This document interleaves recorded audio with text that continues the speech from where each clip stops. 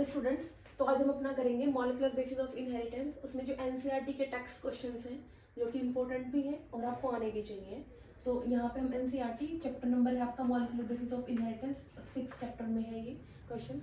तो सबसे जो फर्स्ट क्वेश्चन है, group the following nitrogenous bases. आपको पता है नाइट्रोजनस बेस कौन कौन से होते हैं? तो नाइट्रोजनस बेस होते हैं आपके एडेनिन, ठीक है, थाइमिन, गुआनोसिन, साइटोसिन और यूरासिल। तो यहाँ से आप फाइंड आउट कर सकते हैं कि nitrogenous bases adenine nitrogenous base है, ठीक है, थाइमिन नाइट्रोजनस बेस है, यूरासिल नाइट्रोजनस बेस है और cytosine that is also nitrogenous base. जो बच गए हैं आपके वो क्या है? Nucleoside that is cytidine and guanosine. Okay, तो ये क्या है? एडेनिन, थाइमिन, यूरासिल और साइटोसिन। ये तो आपके हैं नाइट्रोजनस बेसिस, और जो आपको येलो कलर के मार्क हुए हैं वो है आपके न्यूक्लियोसाइड्स। तो question number 1 is done. Now question number 2। Question number 2 में क्या है बच्चे? If A double stranded DNA has 20% cytosine, ठीक है, calculate the percentage of adenine. Adenine nitrogenous base आपको बताना है कि कितना परसेंट होगा। मैंने आपको प्रीवियस वीडियो में बताया है चार्गफ रूल। चार्गफ रूल के अकॉर्डिंग क्या है? जो प्यूरिन्स होते हैं वो किसके इक्वल होते हैं बच्चे? पायरिमिडीन्स के इक्वल होते हैं, ठीक है। तो इसके अकॉर्डिंग क्या है? आपका जो ए है वो किसके इक्वल होगा बच्चे?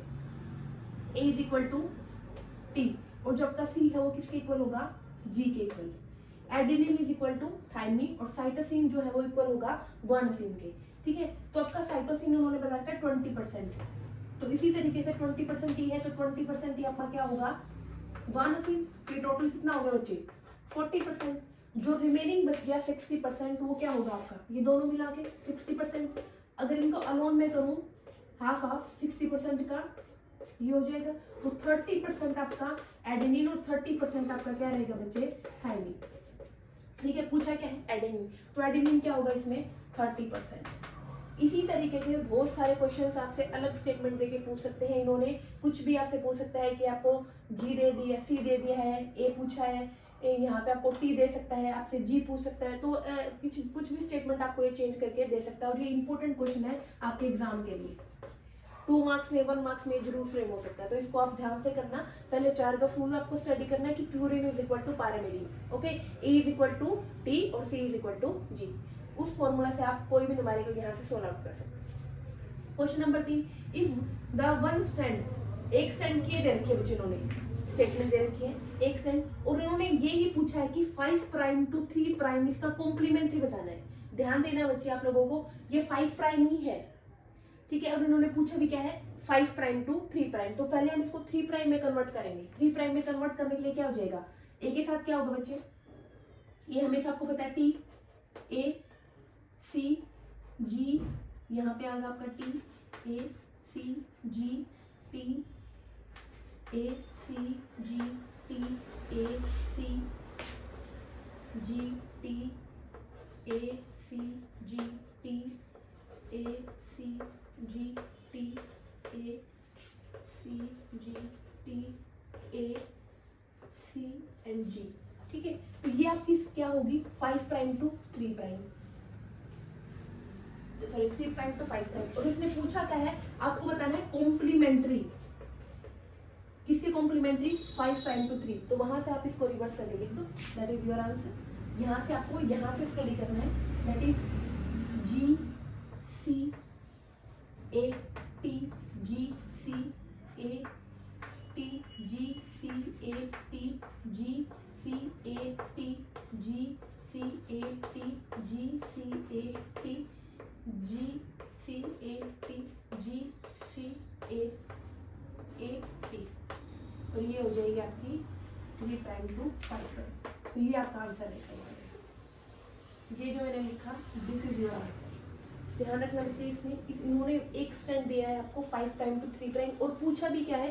5 प्राइम टू 3 प्राइम कॉम्प्लीमेंट्री। तो पहले आपको उसको 3 में कन्वर्ट करना है, ठीक है। ये मान लो 1 स्ट्रैंड हो गया तो कॉम्प्लीमेंट्री स्ट्रैंड आपका ये आ जाएगा, और इस कॉम्प्लीमेंट्री स्ट्रैंड को अगर उन्होंने 5 प्राइम पूछा तो 5 प्राइम से आप इसको रीड कर सकते हो। यहाँ से भी आप इसका आंसर बना सकते हो, और यहाँ से उठा के आप इसको एज इट इज यहाँ पे भी पुट कर सकते हो, ओके। नेक्स्ट क्वेश्चन में क्या पूछा है? If sequence of coding strand, एक ट्रांसक्रिप्शन यूनिट दे रखी है और उसमें कोडिंग स्ट्रैंड की सीक्वेंस उन्होंने दे रखी है, ठीक है। तो कोडिंग स्ट्रैंड आपको पता है कि किसी भी चीज को कोड नहीं करना है, और आपको क्या पूछा है, सीक्वेंस बतानी है आपको एमआरएनए की।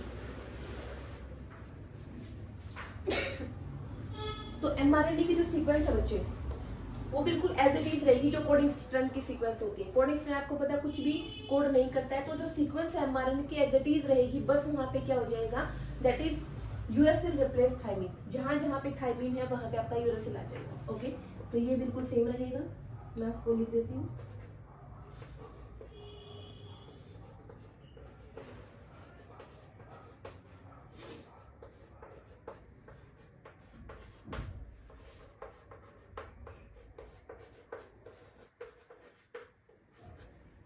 Only replacement is here.